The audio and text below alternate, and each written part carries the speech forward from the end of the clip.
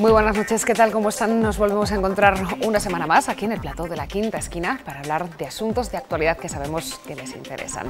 Como siempre, un programa que, les recuerdo, hacemos entre la prensa, la radio y la televisión y en el que siempre contamos con invitados de actualidad. Hoy nos acompaña el presidente del Consejo Económico y Social de Castilla y León, Germán Barrios. ¿Qué tal? Muy buenas noches, bienvenido. Muy buenas noches, muchas gracias. Y enhorabuena, porque recientemente hay que recordar que ha sido reelegido al frente de este organismo y la verdad es que le damos, como digo, la enhorabuena. Me imagino, Germán, que sea un momento de reflexionar sobre lo que se ha hecho en los años anteriores y de también marcar expectativas y nuevos horizontes de cara a este segundo mandato. Sí, exactamente. Tenemos que reflexionar sobre lo que hemos hecho en los últimos 4 años y también lo que venimos haciendo en el CES desde hace 28 años.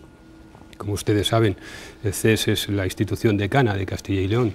Tiene 28 años, es la institución más antigua dentro de las instituciones propias de Castilla y León, pero también la primera que empezó a trabajar como Consejo Económico y Social dentro del conjunto de España. Incluso sus primeras reuniones fueron anteriores a las del CES de España, ¿no?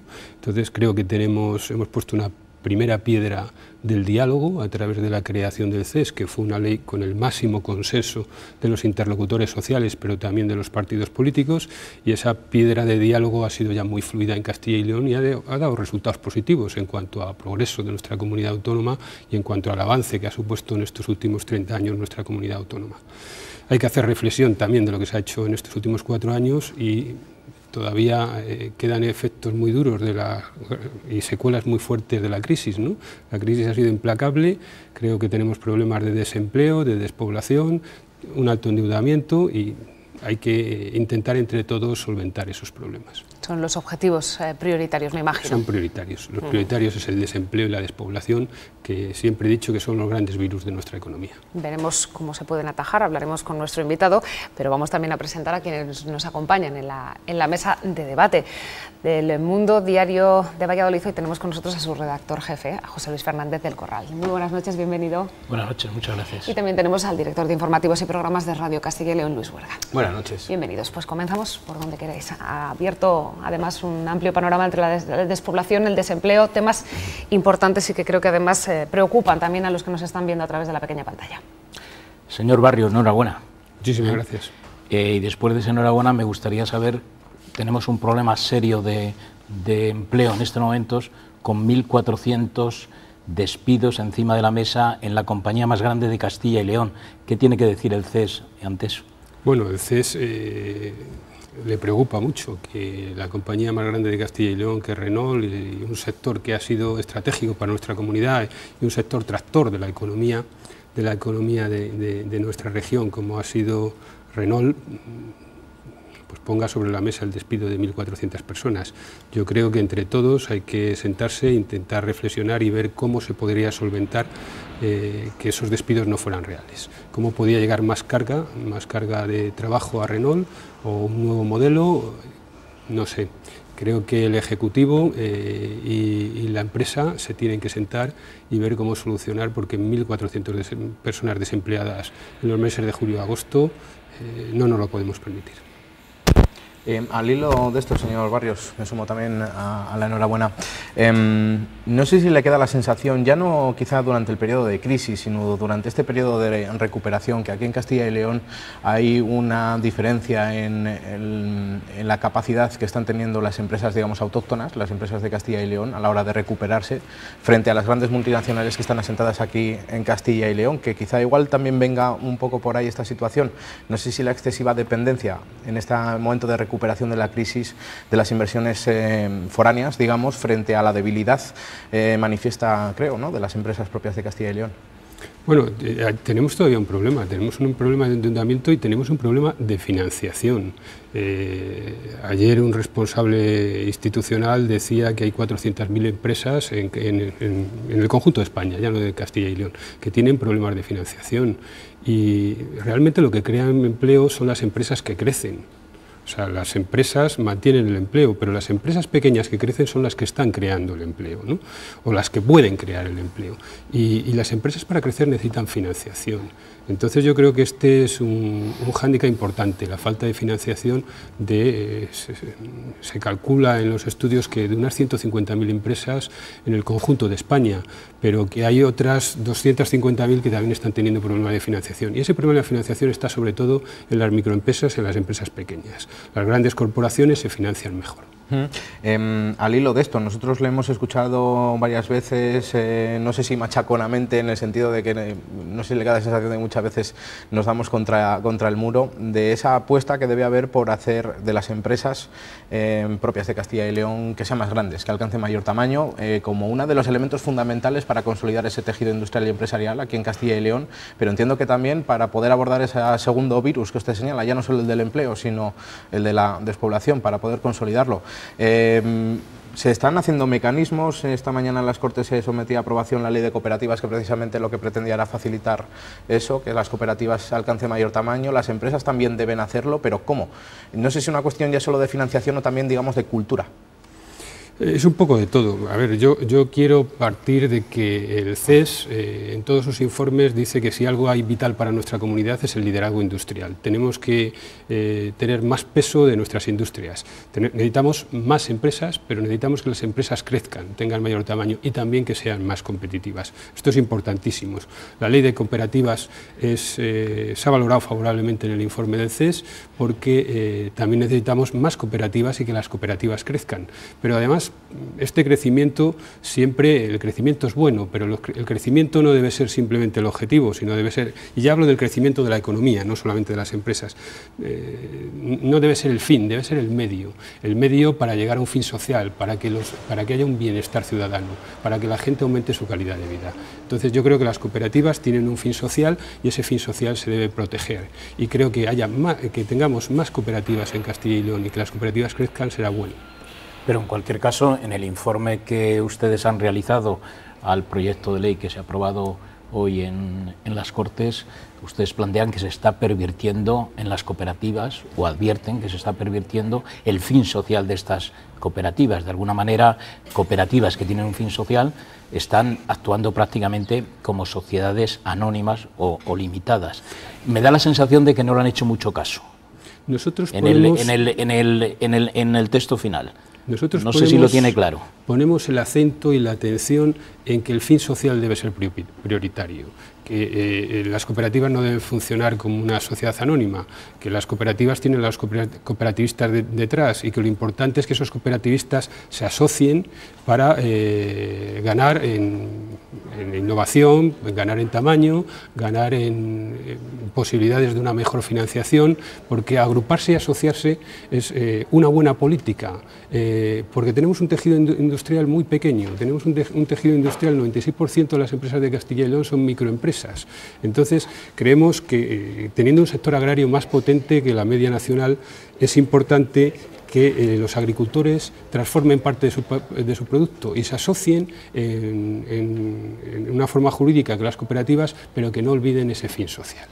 Bueno, ya, pero se está eludiendo la pregunta que le acabo de hacer. O sea, en el texto que ha salido hoy en las Cortes no aparece nada nuevo de lo que ustedes están planteando, de esa advertencia sobre que se pervierte el fin social. O sea, ¿le han comunicado algo a la Junta de Castilla y León? No he visto todavía el texto definitivo. Cuando tengamos el texto definitivo, porque creo que se estaba valorando ayer y hoy en las Cortes de Castilla y León, cuando tengamos el texto definitivo, nosotros siempre hacemos una valoración del texto definitivo sobre si se han tenido en cuenta nuestras observaciones, tanto particulares como generales, como nuestras recomendaciones. Evidentemente, si se han tenido en cuenta, lo valoraremos favorablemente, y si no, pues le diremos al Ejecutivo, oye, esto era lo que nosotros decíamos en nuestro informe, hay que tenerlo en cuenta. Retomando por la primera pregunta que le realizaba a mi compañero José Luis, hablaba de esos 1.400 empleos entre Palencia y Valladolid que se van a perder. En este caso son contratos eventuales, contratos temporales. Hay un cierto abuso también de esos contratos temporales, y cómo se podría revertir esa situación. De cara también, incluso hay muchas fórmulas de contrato, quizá habría que aglutinarlo de alguna manera o mejorar, facilitar la situación tanto para empresario como para trabajador. Yo creo que nos hemos instalado en la cultura de la temporalidad. Pero no es un problema el tema de los contratos temporales de la crisis, es que ya había contratos temporales antes. La tasa de temporalidad en Castilla y León ronda el 23%, en España sobre un 25%. Y ahora un gestor de una empresa o un director de recursos humanos se cree que es mejor gestor o director cuando hace un contrato temporal, porque le parece que se puede extinguir más fácilmente. Y no es así. Ahora mismo un contrato indefinido sale más barato que un contrato temporal, porque tiene bonificaciones, porque tienen incentivos, porque los dos llevan una carga en el despido, tanto el temporal como el indefinido, y yo no entiendo mucho lo que está pasando. Habría que ver en el marco jurídico laboral qué es lo que tendríamos que cambiar. Luego tenemos una gran tipología de contratos. En realidad no hay tantos contratos, pero hay muchas fórmulas contractuales distintas. Y el contrato campeón es el contrato de eventuales por producción, ¿no? Por incentivos de la producción. No tiene sentido que se hagan contratos temporales injustificados o que no sean causales. Primero porque además el contrato temporal injustificado afecta al mercado laboral y al mercado económico también. Crea un asentismo laboral fuerte también. La persona cuando no ve que hay una relación de estabilidad con la empresa y no se hace responsable, no hay un feedback entre el empresario y el trabajador, y además es una competencia desleal para los empresarios que sí cumplen. Oiga, pero usted en el seno del Consejo Económico y Social tiene a la patronal como una parte importante de este organismo. ¿Qué dice la patronal cuando usted le plantea estas cuestiones? ¿Que es la propia patronal la que está de alguna manera desarrollando esa temporalidad? Pero la propia patronal defiende que los contratos temporales sean causales, y por lo menos así constan en los informes y ellos votan favorablemente. La propia patronal está en contra del fraude fiscal, de la economía sumergida y de los contratos que son injustificados. Pero entonces hay una contradicción entre el discurso y la práctica. Yo creo que la gente que está en la patronal y las asociaciones que representan a la patronal están cumpliendo la legislación vigente. Lo que pasa que, bueno... No, pero si la legislación vigente ya sabemos que aboga por la temporalidad, la reforma laboral ha impulsado esa temporalidad y los empresarios, incluso los empresarios que están en el CES, aprovechan esa situación. Pero todos decimos ya, incluso las instituciones y el propio Ejecutivo, y se lo he oído a la ministra de Trabajo, que estamos en un nuevo marco económico, que la crisis ya ha pasado, que todavía quedan muchas secuelas y por supuesto que hay mucha temporalidad y mucha parcialidad y que necesitamos establecer un nuevo marco jurídico laboral. Las reformas laborales lo que hicieron fue flexibilizar todo el tema de las condiciones laborales y de la organización de tiempos de trabajo en un momento que la crisis era muy dura y que ante cualquier circunstancia las empresas optaban por el ERE extintivo en vez de por un ERE que lo que hiciese fuera cambiar la organización de los tiempos de trabajo, las condiciones de trabajo, para que no se despidiese a la gente. Esto ha cambiado, entonces pues ahora necesitamos sentarnos y que con el mayor consenso entre empresarios y sindicatos, los primeros, junto con el Gobierno, establecer un nuevo marco jurídico laboral. Pero la Administración tampoco da mucho ejemplo, ¿no? Usted ha sido alto cargo de la Junta de Castilla y León, y en la Junta de Castilla y León también hay un elevado nivel de interinidad, de eventualidad.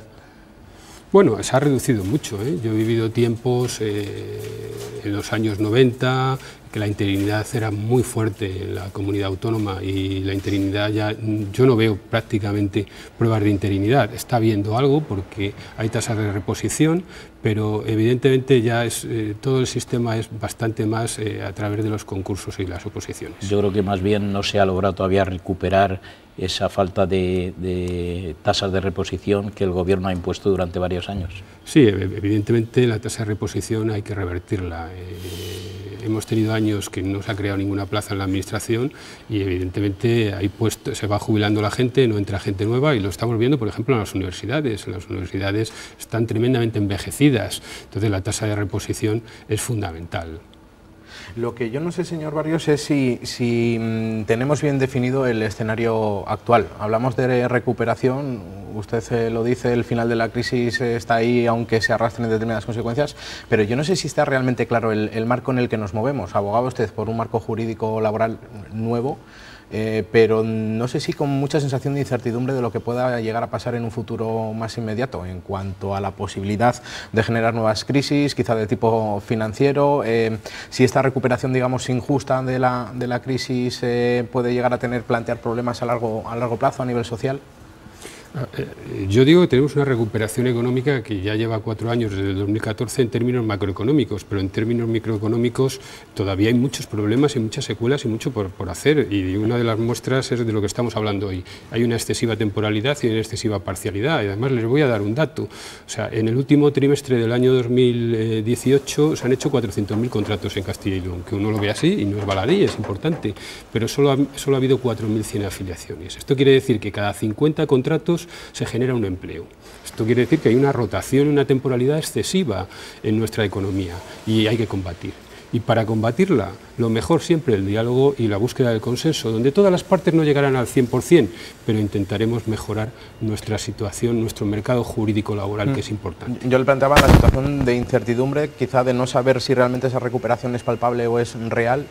Digamos, por alguna forma de introducir también una valoración que me gustaría pedirle, porque esta misma semana, bueno, el país se enfrenta a una situación política complicada, esa posible moción de censura con determinados indicadores económicos que se están disparando. Sabemos de sobra que la inestabilidad política espanta la inversión, no espanta las posibilidades económicas.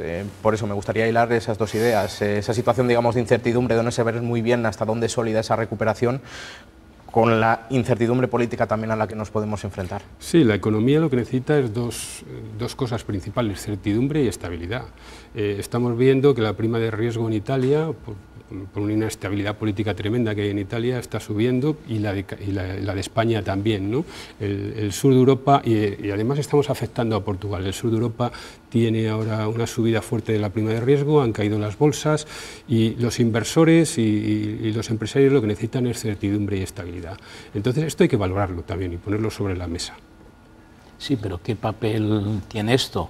¿O es que usted es partidario de que los mercados sean los que manden y decidan sobre los ciudadanos? No, yo no estoy. Yo he dicho siempre absolutamente lo contrario. Lo importante es que haya crecimiento económico para que crezca el empleo. Pero el crecimiento económico es un factor de progreso. Pero creo que los grandes factores de progreso que ayudan al crecimiento económico son que el crecimiento sea inclusivo, o sea, tenga en cuenta a las personas y la calidad de vida de las personas, o sea, busque el interés general y el bien común, y que además sea sostenible, o sea, que no esquilmemos nuestros recursos naturales para las generaciones futuras. O sea, que los factores de progreso son 3: crecimiento, inclusión y sostenibilidad. Yo no creo en el crecimiento per se, yo no creo que crecer económicamente sea bueno, creo que el crecimiento económico es bueno para que mejore la calidad de vida de los ciudadanos. Mi compañero le ha preguntado por la situación que hay con la moción de censura, pero esa situación es origen de una sentencia como la sentencia del caso Gürtel, una sentencia que implica al Partido Popular en un tema de corrupción grave, que llama de alguna manera mentiroso a Rajoy.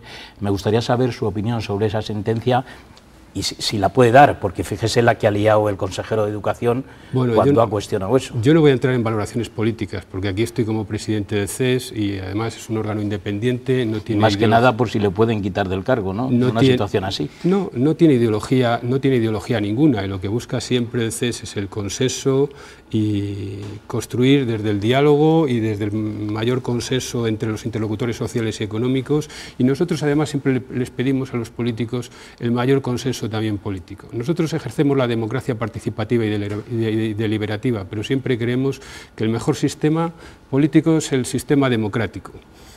Tiene sus imperfecciones, pero además el sistema democrático debe de compaginarse con la participación en la vida pública de las organizaciones más representativas, que es lo que nosotros hacemos. Oiga, pero usted entra entonces en una contradicción. Hace unos días acaba de decir que es partidario de que la sociedad se implique, y a ustedes le pedimos en el tema de mayor actualidad que se implique con una sentencia que abochorna incluso al presidente de la Junta, y parece que a usted le da igual. No me da igual, tengo mi opinión personal, pero evidentemente como presidente del CES, y aquí estoy como presidente del CES, no como Germán Barrios, no me puedo meter en cuestiones políticas. Y yo lo que sí que les pido a los políticos es que necesitamos certidumbre y estabilidad, que por favor negocien, que hay grandes cosas por las que luchar en este país, como es un pacto de Estado por el conocimiento. Pero ¿y no será que la corrupción resta esa estabilidad, precisamente? Evidentemente la corrupción también resta estabilidad, pero si creo que hay algo bueno en la democracia, es que la democracia tiene imperfecciones, y la democracia a veces... nosotros lo que hacemos desde las instituciones es alentar el buen gobierno y la buena gobernanza, pero cuando hay una desviación del buen gobierno y la buena gobernanza, en democracia la facultad que tenemos los ciudadanos es poder cambiarlo. Y esto es lo que se llama democracia representativa, que cada 4 años podemos votar y podemos cambiar las cosas. ¿Y usted es partidario de que haya nuevas elecciones ahora? Yo creo que si sigue habiendo mucha incertidumbre en el país, yo creo que sería bueno que quien tienen que decidir son los ciudadanos.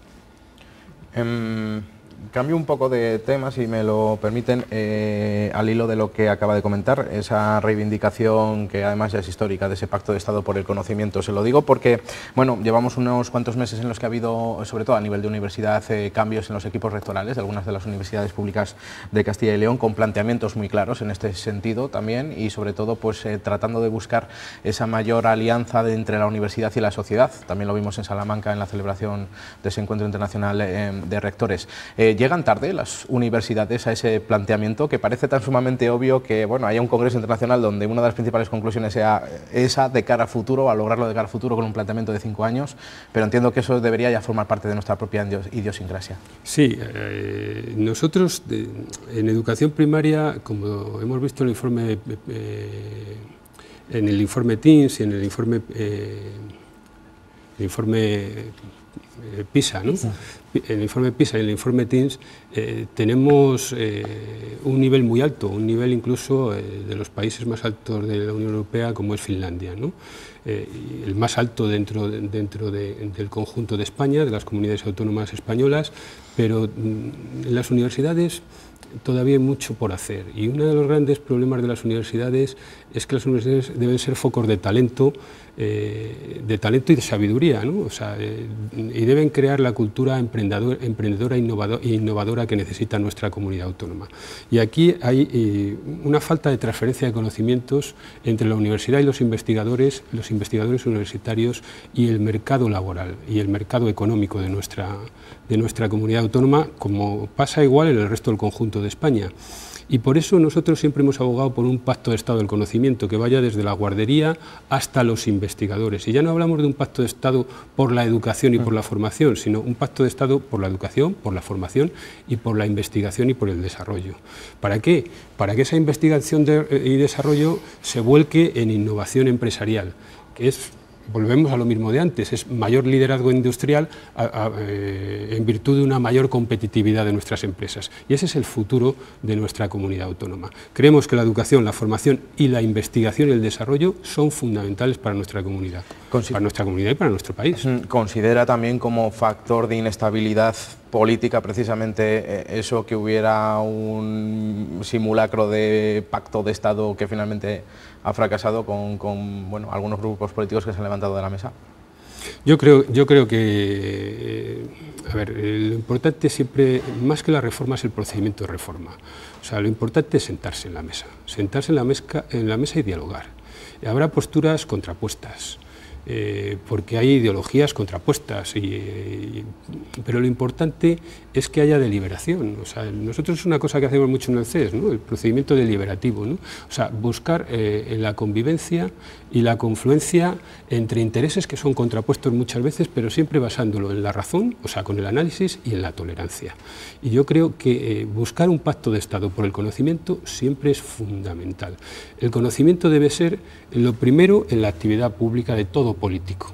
Debemos empezar por el conocimiento y debemos acabar por el conocimiento, porque si tenemos algo importante en nuestra comunidad y en el resto del país son las personas y los recursos humanos. El capital importante es el de los recursos humanos, y le pongo un ejemplo. Todos conocemos muchos países que tienen grandes recursos naturales, Colombia, Venezuela, pero que no van bien. Y conocemos un territorio como Silicon Valley que va de maravilla y no tiene ningún recurso natural. ¿Qué tiene? Personas con mucha inteligencia. Una apuesta clara por el conocimiento. ¿Y nosotros qué podemos ser? ¿La Florida de España o la California de España? Yo apuesto porque seamos por la California de España. Apuesto por el conocimiento y porque el liderazgo industrial, la potenciación del liderazgo innovador esté en nuestra comunidad autónoma. No es fácil, ¿eh? Me van a preguntar ustedes, ¿y esto cómo se hace? No es fácil, pero evidentemente apostando por más empresas, más tamaño y más competitivas, y mayores inversiones en I+D. Estamos hoy en una jornada del día siguiente en la que el rey ha visitado una fábrica emblemática en Castilla y León, Gullón, probablemente una de las empresas más importantes de Castilla y León, seguramente más estables, es una empresa familiar. Me gustaría saber si usted hace alguna dicotomía o diferencia entre las multinacionales y las empresas familiares. A ver, si se lo permite su ideología, claro. Yo creo que Gullón es una empresa ejemplar en Castilla y León y es un modelo a seguir, o sea, que las buenas prácticas hay que seguirla. Es una empresa que ha sabido meterle valor añadido a su producto y que encima protege a sus trabajadores y que hay un feedback entre el empresario y sus trabajadores. Creo que hay algunas cadenas de distribución en España que no son originarias de Castilla y León, que también potencian a sus trabajadores y su poder adquisitivo, trabajadores contentos, siempre precios bajos, y las cosas funcionan y están demostrando que se funcionan. Yo creo en el tejido industrial, en que las empresas crezcan, lo he dicho antes. Tenemos muchas microempresas. Yo creo en el modelo alemán. El modelo alemán es un modelo de medianas empresas entre 70 y 90 trabajadores y además tiene un 10% menos de empresas pequeñas que el conjunto de España. Si nosotros estamos en un 96% de microempresas, en Alemania está en el 80%, o sea que tienen un 10% más de pequeñas y medianas empresas, sobre todo medianas, porque son entre 70 y 90 trabajadores. Y esa es la reforma que necesita España, una reforma a la alemana, que hagamos posible que con nuestro marco jurídico, con nuestro marco fiscal, las empresas puedan crecer, porque lo vuelvo a decir, las empresas que crecen son las que crean. Vamos, que usted no hace distinción entre multinacionales y empresas familiares. No, hay empresas familiares pequeñas y que desaparecen y tienen una mortalidad muy grande, y hay empresas familiares que son grandes corporaciones que están funcionando de maravilla. O sea, quien sean propietarios de la empresa o dónde estén los centros de decisión, eso da igual. No, los centros de decisión evidentemente no dan igual. Evidentemente yo prefiero que sean empresas radicadas en Castilla y León, de familias de Castilla y León y que luchan por Castilla y León, a que sean grandes corporaciones multinacionales de otros países, porque es más fácil que se deslocalicen los centros de decisión están en Estados Unidos o en París, que las empresas familiares de Castilla y León, que tienen una vinculación con su territorio y una preocupación por su territorio. Perdone que no le había entendido la pregunta, pero me había referido al tamaño, no a quién está detrás de la empresa. Evidentemente tendremos que potenciar la empresa familiar de Castilla y León porque se vincula a su territorio y además se preocupan por su territorio. Y también están haciendo políticas sociales, ¿no? Tienen bastante, las empresas familiares grandes de Castilla y León tienen bastante responsabilidad social corporativa y están dejando bienes de interés general en sus territorios de influencia donde están produciendo. Y fijan población en el medio rural. Población y vertebran nuestro territorio. Yo creo que en el tema de la despoblación es importantísimo esas empresas familiares, lo que he dicho antes, que la empresa agrícola se convierta en empresa transformadora. Evidentemente siempre empiezan por empresas familiares. ¿Y usted cree que la Junta lo está haciendo bien en el tema de la despoblación, de la lucha contra la despoblación? Porque va estrategia tras estrategia y aquí no vemos nada y estamos en el momento más bajo probablemente de los últimos 100 años en población en Castilla y León. Tenemos un gran problema de despoblación. El tema de la despoblación, yo no voy a decir que sea fácil, es difícil. Se ha abordado en otros países como Francia o el Reino Unido. Francia apostó por la comarcalización, apostó hace 50 años, o sea, con medidas a medio y largo plazo, no a corto plazo.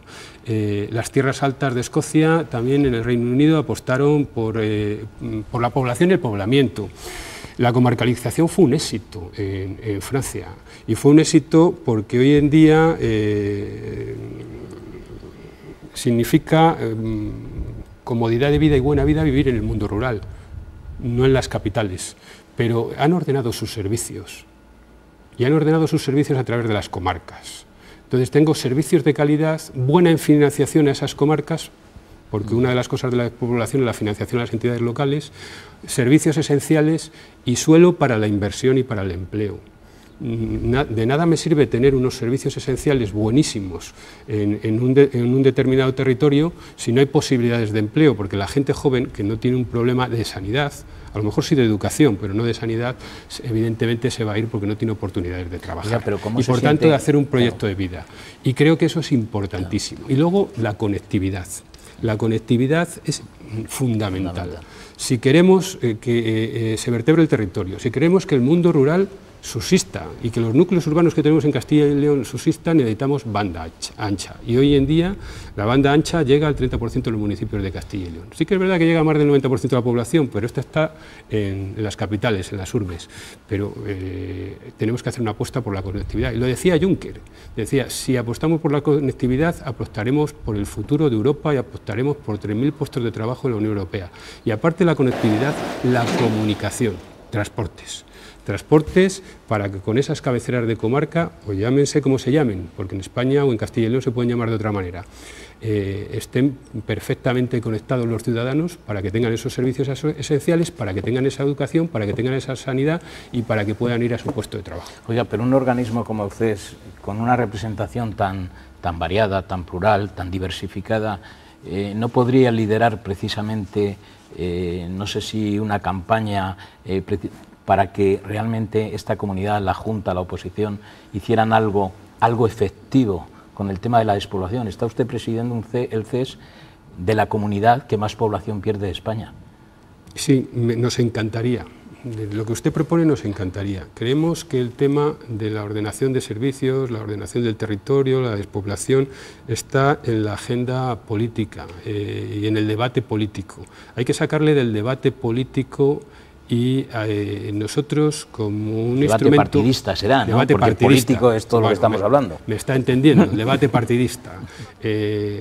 Nosotros estaríamos dispuestos, ya hemos hecho un buen informe sobre población y poblamiento que decía qué le está pasando a Castilla y León por no ordenar sus servicios y los pueblos desaparecen. O sea, todos aquellos que defienden a los pueblos tienen que darse cuenta que no vamos en contra de los pueblos, que cada uno debe vivir donde quiera, pero no puede haber un centro de salud en los 2.248 municipios, lo tendrá que haber en las cabeceras de comarca. No puede haber un instituto en los 2.248 municipios, y el que diga lo contrario miente.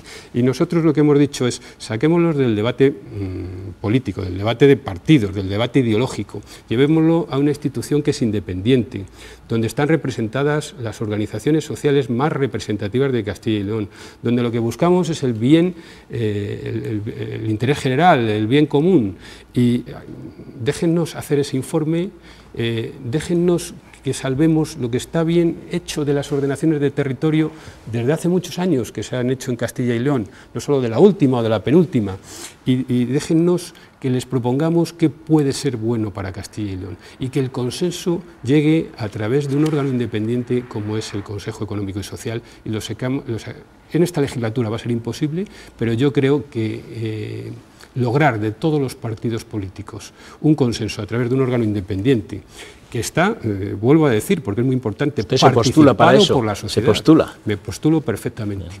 Que somos ejemplo de democracia participativa y de democracia deliberativa. Democracia participativa, porque, lo vuelvo a repetir, por la importancia, porque tenemos las organizaciones sociales más representativas de la comunidad de Castilla y León, elegidas democráticamente. Y los mayores economistas de este país lo dicen. Cuando hay instituciones fuertes, democráticas, éticas, cuando hay Estado de Derecho, cuando hay división de poderes y cuando los ciudadanos participan en las decisiones públicas, las comunidades, las regiones, los territorios, los países se desarrollan y crecen. Cuando no es así, pasa lo que estamos viendo en algunos otros países. Siendo un problema, además, como apuntábamos, que no es ajeno al resto de Europa, también trabajar, digamos, creando un marco común en este caso, o trabajar de una manera no aislada, sino bueno, pues más conjunta con otros países, ¿podría ser también una vía, un camino? Sí. O atisbar ciertas líneas de actuación, al menos junto con otros, ya que hemos puesto ejemplos como, por ejemplo, nos ha hablado de Francia, esas vías que han elegido. Nosotros es algo que hemos empezado a trabajar en los últimos 4 años. Yo el otro día hacía balance en mi toma de posesión y decía que una de las cosas importantes es que hemos abierto trabajo en conjunto de manera institucional con otros CES de carácter nacional y con otros CES de carácter internacional. Nosotros hemos estado en el CES de Europa llevando el problema de las deslocalizaciones empresariales, hemos estado en la Comisión de Consultiva de Transformaciones Industriales llevando el problema de la minería, para decir que la minería no solamente la defendemos con la cabeza, sino también con el corazón, sino también con la cabeza, sino con la razón también, ¿no? Que la minería también es productiva en Castilla y León y que evidentemente hay que tener en cuenta que muchas personas que viven en las sierras en la zona norte de Palencia, en la zona norte de León, lo único que tienen ahora es la minería y que ahora mismo somos la comunidad que más capta CO2, ¿no? Y que bueno, que todo no puede ser al 100%, que hay que medir un poquito las cosas. En este tema nosotros hemos entrado en la red de ejes atlánticos, de consejos económicos del eje atlántico, ¿no? En lo que se llama la RTA. Y ahí nosotros estamos apoyando un trabajo importante que es impulsar el corredor atlántico. Creo que el futuro de esta comunidad, y digo el futuro, está en el conocimiento, pero también en lo que voy a decir ahora, en sus infraestructuras que sirven para la productividad y la competitividad. Este corredor atlántico es el corredor más importante de la Unión Europea. Los franceses se han puesto manos a la obra y ahora mismo tienen conectado con el corredor atlántico a través del puerto más cercano a Burdeos, la Nueva Aquitania, tienen conectado al corredor atlántico en el país de Loira, en el país de Loire, el puerto de Nantes, y tienen conectado Bretaña y Normandía a través del puerto de Le Havre, al mayor corredor de mercancías que hay en la Unión Europea, porque conecta luego con el Báltico y pasa por París, lleva las mercancías a la parte más rica de Alemania, que es el norte de Alemania, la parte industrial, también se las lleva a Bélgica, a los Países Bajos, y conecta con Dinamarca y todos los países escandinavos. Ahora mismo los franceses están metiendo las mercancías desde el corredor mediterráneo, por un trasvase del corredor mediterráneo al corredor atlántico, a través de Lyon y llegando hacia París. Nosotros estamos defendiendo que hay que potenciar ese corredor atlántico y que hay que hacerle ramales tan importantes como el ramal León-Valladolid-Ávila. Primero, para que el principal puerto, que es Musel, de mercancías de España, meta sus mercancías puertoferroviarias a ese corredor atlántico, pero también para dar salida al puerto de Vigo, para dar salida al puerto de Avilés, para dar salida al puerto de Leixões, para dar salida al puerto de Aveiro, para dar salida al puerto de Lisboa. Y también para que entren las mercancías y demos salidas a las mercancías a través del puerto de Algeciras con el corredor atlántico que iría a ramal Valladolid-Ávila, Madrid-Algeciras. Creemos que ese es el futuro, creemos que la logística es un componente de productividad y competitividad importante, estamos trabajando en ello y lo estamos defendiendo. Vemos la buena práctica, el ejemplo de los franceses, que toda su estrategia económica está en su corredor logístico, que es el corredor atlántico. Y nosotros estamos en la centralidad de España, tenemos la parte más importante del corredor atlántico y tenemos que pedir al Ministerio mayores infraestructuras y mayores gastos en ese corredor. Claro, eso le iba yo a preguntar. ¿Dónde colocamos la responsabilidad de todo esto? Porque hemos visto en estos últimos años, esto del corredor atlántico no es nuevo, ya lleva unos cuantos años coleando, que digamos la voluntad muchas veces es intermitente, muchas veces se anuncia que sí, que va a haber un impulso de esos ramales hacia ese corredor aquí en Castilla y León, otras veces parece como que eso se diluye. ¿Dónde colocamos la responsabilidad? Esto ya tiene que ser una cuestión de que la Unión Europea financie porque lo contemple y que lo contemple necesario. La presión que se está haciendo desde aquí para que sea realidad es suficiente. Usted, que conoce mucho mejor el tema, no sé si podemos llamarnos al optimismo, si debemos tener muchas cautelas con todo esto. Yo creo que tenemos que trabajar todos al unísono en esto y el CES va a apoyar todo lo que pueda. Pero creo que el Gobierno regional, el Ejecutivo y el resto de los partidos en el Parlamento regional tienen que cerrar filas con lo que es el futuro logístico de la comunidad de Castilla y León. Porque si hay tres elementos de la productividad, uno es el salario, otro es el conocimiento, o sea, la I+D+I, y otro es la logística, ¿no? Y la logística se llama infraestructuras. No podemos ser un país de bajos salarios, porque cualquier país de África va a tener salarios más bajos que España o que Castilla y León. Tenemos que apostar por el conocimiento y tenemos que apostar por nuestras infraestructuras, porque nuestras infraestructuras y nuestra logística lo que hace es que las mercancías lleguen antes, por tanto se abarate, y que nuestras mercancías se pongan en el mercado antes también. Entonces tenemos el principal corredor de la Unión Europea, que es el corredor atlántico. Nosotros vamos a apoyarlo y vamos a ayudar, vamos a coadyuvar con el Gobierno y con el Parlamento regional y con el resto de los partidos para que esto sea una realidad y para contarles al Ejecutivo, al Legislativo y al resto de los ciudadanos que hay otros países que lo están haciendo muy bien, como es un país vecino, como es Francia, que ya están conectando sus aeropuertos y que esto es puertos secos, esto es poner a España, a Castilla y León en el mapa europeo. Y al resto de España. Un par de minutos, última pregunta. Sí, no me resisto a preguntarle por las tensiones que ha habido entre las cámaras de comercio y la patronal. Se acaban de convocar las elecciones a las cámaras. A usted le toca informar un proyecto de ley. ¿Usted cree que CECALE va a admitir esa pérdida de peso que el anteproyecto supone en determinados aspectos? ¿Va a ser posible llegar a un acuerdo? Le toca una tarea difícil, creo.